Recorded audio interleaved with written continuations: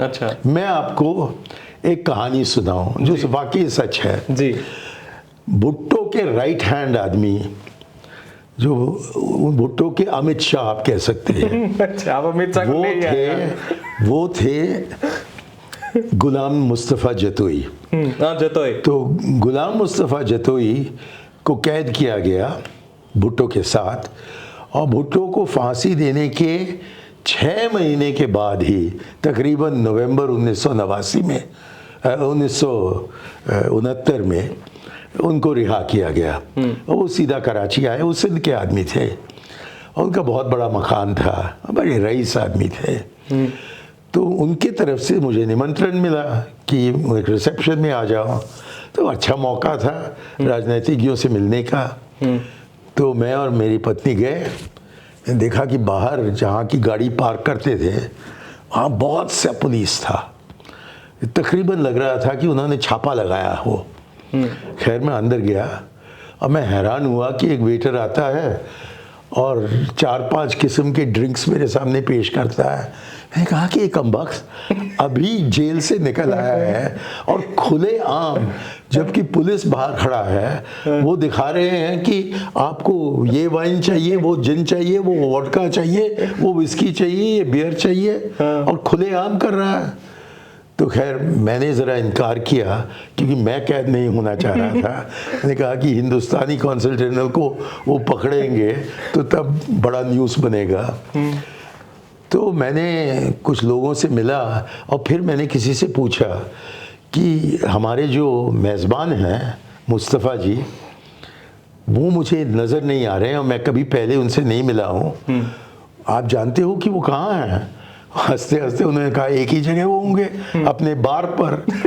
तो मैं पहुंचा अंदर, बार पर गया और मुस्तफ़ा जतोई साहब ने मेरा झप्पे लगाकर मेरा ऐसा स्वागत किया कि मैं कोई बाराती हूँ। अच्छा। तो मैं तो ज़रा हैरान हुआ। तो मैंने उनसे सीधा सवाल करने लगा। मैंने उनसे कहा कि आप चाहते हो क्या? तो उन्होंने कहा, जवाब में अंग्रेज़ी में हम बात कर रहे थे, वो सिंधी थे तो उर्दू ज़्यादा बोलना उनको पसंद नहीं था। अच्छा। और उस ज़माने में ख़ास तौर पर सिंधी लोग कहते थे कि जो उर्दू बोलता है वो हमारे दुश्मन है। अच्छा, ये तो इसलिए अंग्रेज़ी में हमारी बात चली, तो मैं अंग्रेज़ी में आपको बताऊंगा। मैंने उनसे कहा कि आप क्या चाहते हो? उन्होंने एक शब्द में जवाब दिया, democracy. So I said to him, democracy within Pakistan or democracy without Pakistan?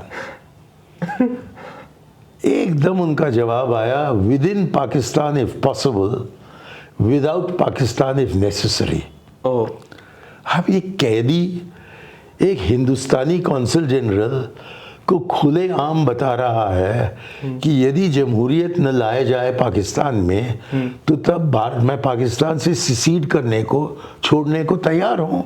हाँ। अब आप सोचिए कि दिल्ली में मैंने कहीं पाकिस्तानी से कहा कि मैं तमिलनाडु का हूँ, मैं देश को छोड़ना चाहता हूँ, तो क्या होता? हाँ। लेकिन इसने ऐसा मुझसे कहा कि democracy within Pakistan if possible and without Pakistan if necessary. Okay.